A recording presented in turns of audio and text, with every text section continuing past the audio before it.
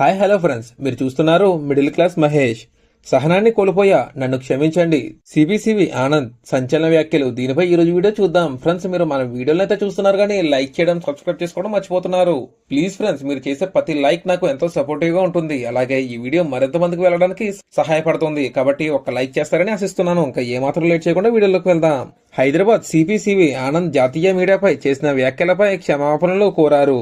సంధ్య theatre ఘటనపై ప్రశ్నలకు స్పందిస్తూ తన సహనాన్ని కోల్పోయినట్లు తెలిపారు. మీడియా సమావేశంలో థియేటర్ ఘటనకు సంబంధించిన వీడియోలు విడుదల చేశారు.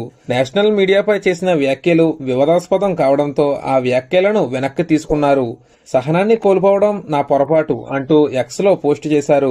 నేషనల్ మీడియా ప్రతినిధులకు క్షమాపణలు కోరుతూ వివరణ ఇచ్చారు. సంధ్య థియేటర్ ఘటనపై విచారణ కొనసాగుతున్నట్లు సిపిసివి ఆనంద్ తెలిపారు.